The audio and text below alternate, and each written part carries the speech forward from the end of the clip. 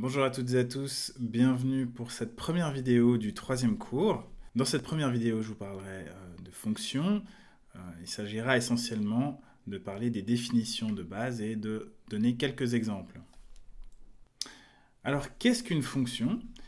Eh bien, c'est une notion, un concept qui peut souvent s'appliquer lorsqu'un objet, mathématique ou non, est en relation avec un autre. Alors vous voyez ici que j'ai remis une figure que j'avais utilisée lors du premier cours. Et cette figure suggère que les maths, c'est une fonction qui met en relation différentes émotions. Là, je suggère que vous rentrez en maths peut-être un peu triste et vous en ressortez plein de joie. Je rêve peut-être, mais pourquoi pas? Alors, plus formellement, on s'intéressera dans ce cours évidemment à des fonctions numériques, donc des fonctions qui mettent en relation des grandeurs ou des quantités entre elles. Alors ces grandeurs ou ces quantités sont nommées variables, et lorsqu'une variable dépend d'une autre, la variable dépendante, qu'on désigne généralement par y, est fonction, on dit, est fonction de l'autre variable qui, elle, est généralement désignée par x. Donc, formellement, la définition d'une fonction, et ça c'est très important, c'est la donnée de trois choses. D'une part, un ensemble de départ, ici je l'appelle A, d'un ensemble d'arrivée, B, comme on considère des fonctions numériques ici, eh bien ces ensembles A et B seront des sous-ensembles de R. Et enfin, la troisième chose, c'est que une fonction, c'est une correspondance qui assigne à chaque élément de A, donc à chaque élément x de A, un unique élément y de B. Alors, les éléments de l'ensemble de départ sont appelés les pré-images de la fonction f, et les éléments de l'ensemble d'arrivée sont appelés les images de f. Ici, vous avez une petite illustration. La fonction assigne à chaque élément de A un unique élément de B. Cela explique pourquoi sur ce petit diagramme, il n'y a qu'une seule flèche qui part de chaque élément de A. C'est à cause de cette unicité. Par contre, ça n'implique pas du tout qu'il n'y a qu'une seule flèche qui arrive sur les éléments de B. Là, ici, par exemple, vous avez Y2 qui a deux préimages, x1 et x2. Et ça n'implique pas non plus que chaque élément de B doit avoir une préimage, comme y1 et y3. Alors, pour ce qui est des notations, la voici. Alors, c'est encore un peu de vocabulaire à apprendre. Rien à comprendre, c'est vraiment juste du vocabulaire. Alors, encore une fois, y est l'image de x, et x est une préimage de y. Remarquez que j'ai mis en gras le L', c'est pour souligner l'unicité dont je parlais tout à l'heure. Et x est une préimage, eh bien ça implique que, au fond, cette préimage n'est pas nécessairement unique. Comme y2, ici, a deux préimages, x1 et x2. Alors je reviens sur un point vraiment important, me semble-t-il, c'est que une fonction, c'est la donnée de trois choses.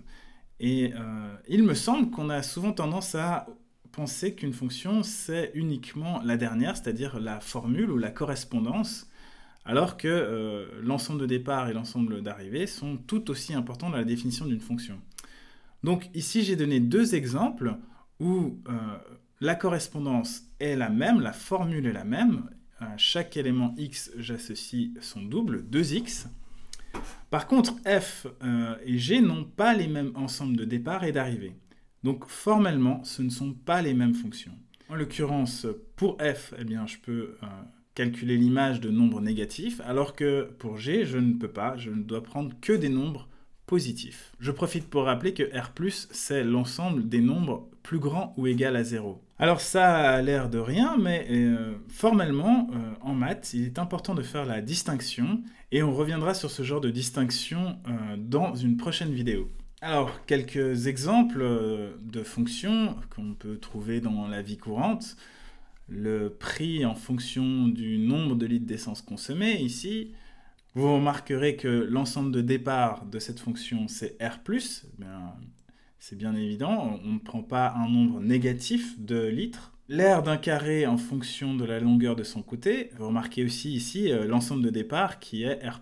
Encore une fois, la longueur d'un carré, c'est forcément quelque chose de positif. Puis enfin, un exemple où c'est une formule que j'ai écrite en phrase. Choisir un nombre, en l'occurrence x, lui ajouter 4 et prendre le cube.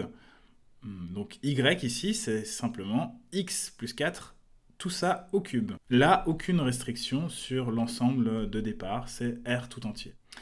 Alors encore une fois, ce n'est pas parce que des nombres sont en relation ou des quantités sont en relation qu'elles correspondent nécessairement à des fonctions y égale à f de x. Tout en bas, vous avez un exemple. Vous choisissez un nombre, vous lui soustrayez 4, et si on vous demande de déterminer le ou les nombres dont le carré correspond au résultat, eh bien, cette relation elle peut s'écrire comme suit. Y carré égale à x moins 4. Eh bien, cette relation ne va pas correspondre à une fonction que l'on peut écrire y égale à f de x. Et pourquoi? Eh bien, parce que si je me donne un x, eh bien, cela peut correspondre à plusieurs y, en l'occurrence ici 2y potentiellement. Donc ce genre de relation ne correspond pas à une fonction y égale à f de x. Donc attention, il faut vraiment pour pouvoir parler de fonction, réussir à montrer ou être certain que chaque élément de l'ensemble de départ est assigné à un seul et unique élément de l'ensemble d'arrivée. Si on n'a pas ça, on n'a pas une fonction. Alors j'ai beaucoup insisté sur le fait qu'une fonction était la donnée de trois choses, une formule, l'ensemble de départ et l'ensemble d'arrivée. La raison pour laquelle j'ai insisté, c'est que souvent, eh bien, on omet de parler de ces deux ensembles, disons, directement. Et on écrit simplement la relation y égale à f de x, la formule en gros. Alors, dans ce cas-là, les ensembles de départ et d'arrivée ne sont pas explicitement donnés. Ceci étant dit, il y a quand même un ensemble de départ qui est sous-entendu, disons. Et cet ensemble-là, c'est ce qu'on appelle le domaine de définition. Et cet ensemble, ça correspond à l'ensemble de départ qui est le plus grand possible, où la formule f de x est définie. C'est-à-dire où la formule f de x a un sens, calculable. Alors, par exemple, si je prends la fonction f de x égale à pi fois x carré, eh bien, le domaine de définition de cette fonction, eh bien, c'est simplement r. Je peux prendre n'importe quel réel, le mettre au carré et le multiplier par pi. Il n'y a aucune interdiction ici. Par contre, si je prends la fonction f de x égale à 1 sur x, eh bien, le domaine de définition, c'est R étoile. R étoile, c'est donc l'ensemble des nombres réels privés de 0. Eh bien, cela vient du fait que, au fond, je ne peux pas faire 1 divisé par 0. C'est un calcul interdit. Donc, la fonction f de x n'est pas définie en x égale à 0, mais elle est définie partout ailleurs. Et donc, du coup, le domaine de définition de f de x égale à 1 sur x, c'est R étoile. Alors, le même raisonnement s'applique. Si je prends la fonction racine carrée, je ne peux pas faire de racine carrée de nombres négatifs. Je sortirai de l'ensemble des nombres réels. Petite parenthèse, je serai dans les nombres complexes, pour ceux qui connaissent, mais c'est une petite parenthèse. Et donc, le domaine de définition de f de x égale à racine carrée de x, c'est R plus l'ensemble de tous les nombres réels plus grands ou égal à 0. Et pour la fonction ln de x, donc la fonction logarithme naturel de x, eh bien, le domaine de définition, c'est les nombres strictement plus grands que 0. Donc, c'est R étoile plus. Alors, quelques définitions importantes à connaître quand on parle de fonctions. Injectivité, surjectivité et bijectivité. Alors, avant de vous donner la définition formelle de ces trois notions, je pense qu'il est beaucoup plus simple d'utiliser ce petit diagramme pour comprendre de quoi il s'agit. Encore une fois, pour illustrer la force du langage visuel. Alors, qu'est-ce qu'une fonction injective? Eh bien, c'est une fonction telle que chaque élément de l'ensemble d'arrivée a une seule flèche maximum qui va vers elle. 1, 2 et 4 sont des éléments de B qui possèdent une préimage et ils n'en possèdent qu'une seule. 3 n'a pas de préimage, ce n'est pas grave. L'injectivité dit que, au fond, on a maximum une préimage quand on est un élément de l'ensemble d'arrivée. La surjectivité, elle, par contre, que vous voyez ici, eh bien, qu'est-ce que ça dit ? Eh bien, c'est que chaque élément de l'ensemble d'arrivée a au moins une préimage. Alors, elle peut en avoir plusieurs, comme ici 3, qui a 2 préimages, A et D, mais aucun élément de l'ensemble d'arrivée est sans préimage. Alors, la bijectivité, eh bien, en fait, c'est simplement être injectif et surjectif. Et alors, à quoi est-ce que ça va correspondre, au fond ? Eh bien, c'est que chaque élément de l'ensemble d'arrivée correspond à un et un seul élément de l'ensemble de départ. Alors bien évidemment, une fonction n'est pas nécessairement injective, surjective ou bijective. Elle peut être aucune de ces trois notions, et c'est le cas général ici en bas, où vous voyez que cette fonction n'est pas injective puisque 2 a 2 préimages, et puis elle n'est pas surjective parce que 1 et 3 n'ont pas de préimages. Petite parenthèse, si vous avez regardé la vidéo sur Cantor, c'est la bijectivité qui est au cœur de la démonstration du fait qu'il existe des tailles d'infini différentes. Donc c'est une notion très très importante en maths. Alors, ici je vous ai donné une définition, on va dire, visuelle. Évidemment, il y a une définition formelle qui l'accompagne, donc dans le langage symbolique. La voici.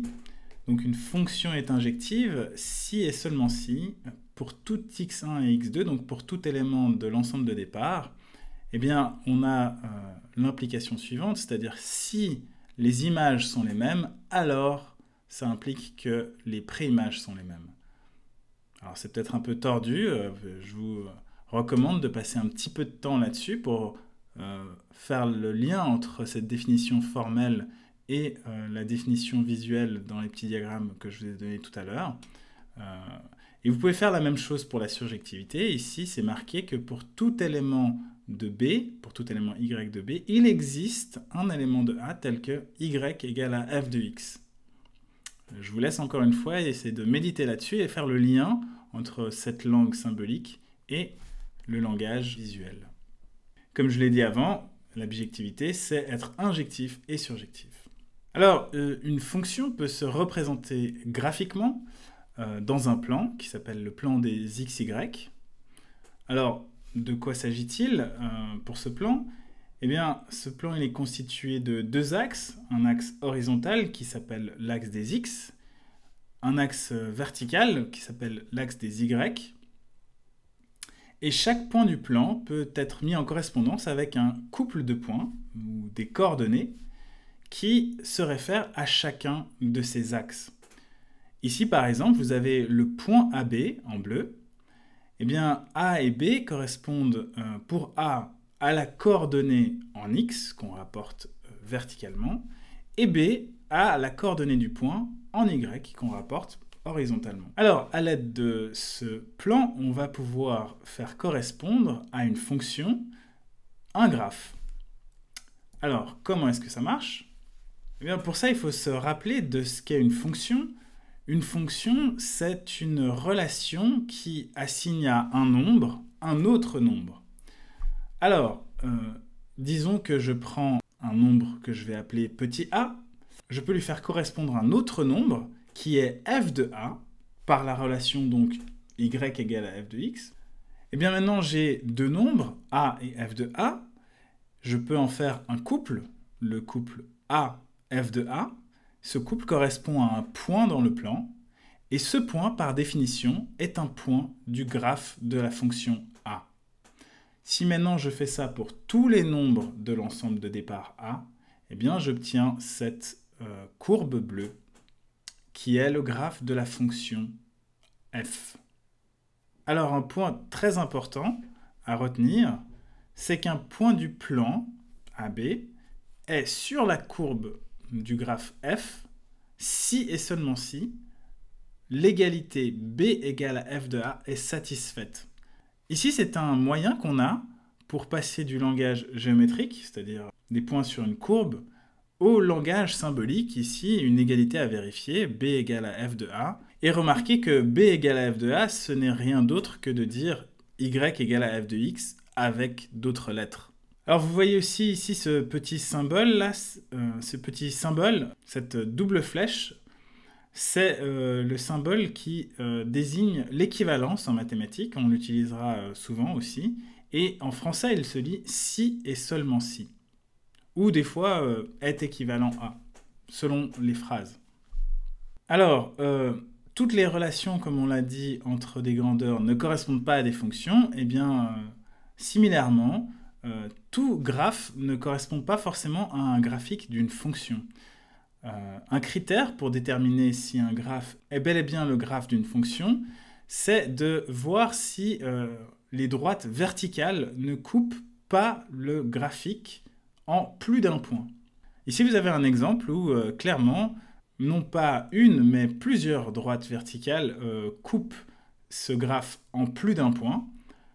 Donc, ça implique que ce graphe ne correspond pas à une fonction qu'on peut écrire y égale à f de x.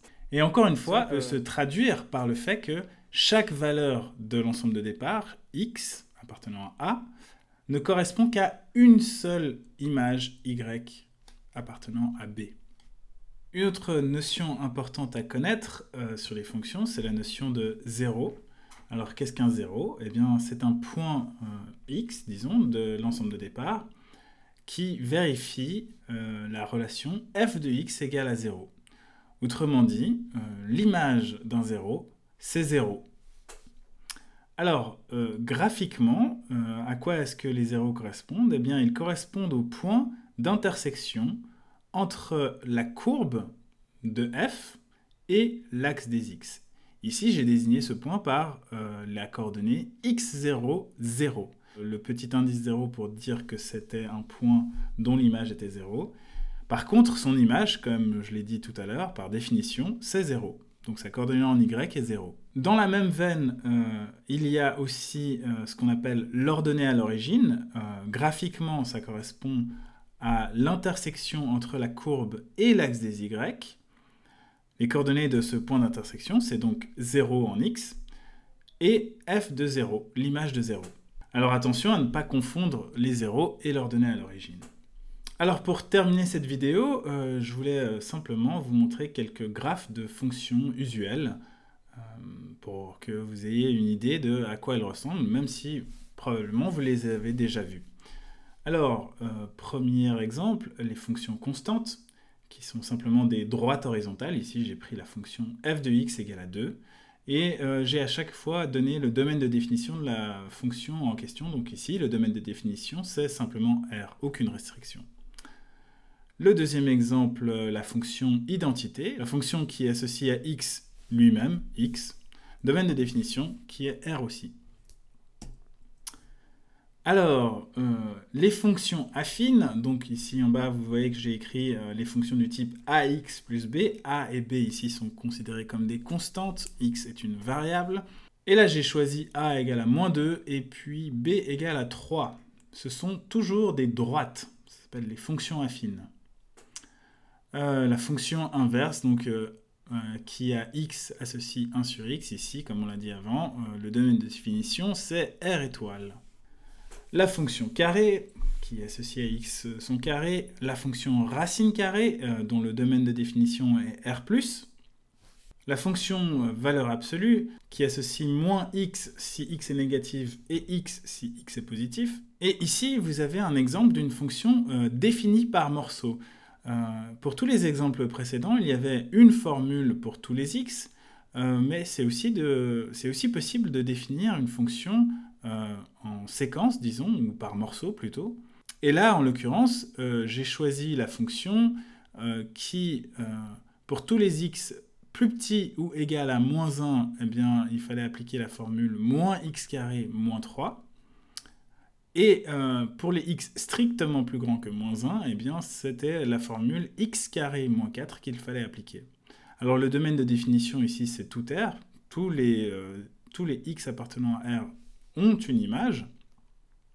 Le petit point plein, eh bien, ça correspond à l'image euh, de moins 1, où j'ai appliqué la formule moins x carré moins 3. Et le petit point, le petit cercle, disons, au-dessus, eh bien, c'est juste pour signifier que l'image de moins 1 n'est pas là, mais elle est en dessous. Et enfin, les fonctions exponentielles et logarithmiques que vous voyez ici, dont on reparlera. Eh bien, ça conclut la première vidéo. Je vous retrouve pour la deuxième.